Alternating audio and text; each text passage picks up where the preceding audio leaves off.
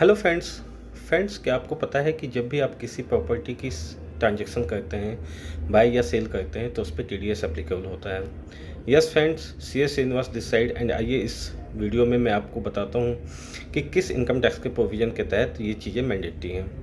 Friends देखिए, जब भी आप कोई प्रॉपर्टी सेल या परचेस करते हैं और अगर उसकी वैल्यू 50 लाख से ज़्यादा है या 50 लाख भी है, तो आपको उस पर टीडीएस डिडक्ट करना होता है।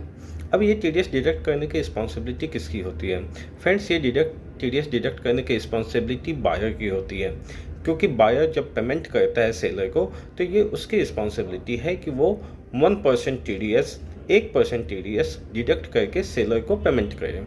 अगर बायर ऐसा नहीं करता है तो उसके पास नोटिस आने के पूरे चांसेस होते हैं। क्योंकि जब भी आप अपनी प्रॉपर्टी को रजिस्टर्ड करवाओगे रजिस्ट्रार के पास, तो वहाँ पे ये सारे आपके पैन से लिंक होते हैं, जो कि इनकम टैक्स डिपार्टमेंट के पास इंफॉर्मेशन आ जाती है।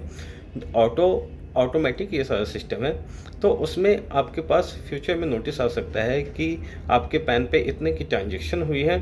आपके एआईएस या टीआईएस इंफॉर्मेशन में आपको रिफ्लेक्ट हो जाएगा, बट आपने उस पर टीडीएस डिडक्ट नहीं किया है। अब फ्रेंड्स, टीडीएस डिडक्ट करने के लिए प्रोसेस क्या है?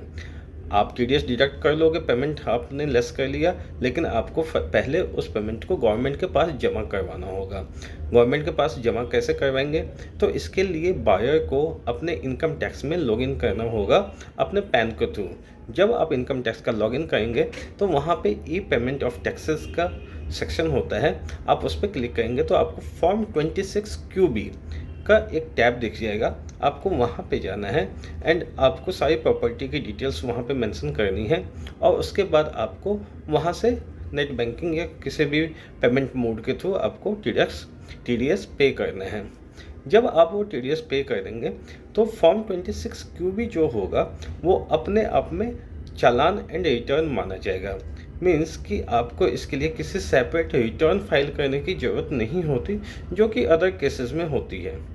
दूसरा फ्रेंड्स, इस टीडीएस को डिडक्ट करने के लिए आपको टैन की भी रिक्वायरमेंट नहीं होती। आप नॉर्मली पैन से लॉगिन करके आप टीडीएस पेमेंट करेंगे और 26 QB जनरेट कर देंगे। इसके बाद फ्रेंड्स, टीडीएस सर्टिफिकेट आप अपने सेलर को दे देंगे, और वो जो टीडीएस सर्टिफिकेट सेलर को मिलेगा वो उस अपने 26 AS से भी मैच कर सकता है। क्योंकि जब 26 QB आप फाइल करोगे तो वहाँ पे पैन की सारी डिटेल्स बायर सेलर सब की जाती है, और इस तरीके से सेलर अपने इनकम टैक्स रिटर्न में चाहे क्रेडिट ले ले उस टीडीएस की, चाहे उसको अपने टैक्स पेमेंट में एडजस्ट करे, that's up to him. Next friends, अब जो आप वैल्यू है 50 लाख की, ये कौन सी वैल्यू है? ये वैल्यू फ्रेंड्स वो वैल्यू होती है जिसपे कि आप प्रॉपर्टी को या तो रजिस्टर करते हो, that is stamp duty value, और जो आपने पेमेंट किया है whichever is the higher. As per section 194 IA ये कहता है कि आप जो भी पेमेंट कर रहे हो और जो स्टाम्प ड्यूटी वैल्यू है, उस दोनों में जो ज़्यादा है विच एवर इज़ हायर, आप उस पर टीडीएस डिडक्ट करो। This is as per the law. Second friends, क्या प्रॉपर्टी एग्रीकल्चर लैंड को इंक्लूड करेगी? नो फ्रेंड्स, एग्रीकल्चर लैंड को ये इंक्लूड नहीं करेगी। इसके अलावा चाहे लैंड हो, चाहे बिल्डिंग हो, चाहे लैंड बिल्डिंग दोनों पार्ट हो या फुलफिल हो, कैसे भी हो, उसको ये कंसीडर करेगा और आप उस पर टीडीएस डिडक्ट करेंगे अगर 50 लाख की लिमिट सेटिस्फाई होती है तो। Thank you friends.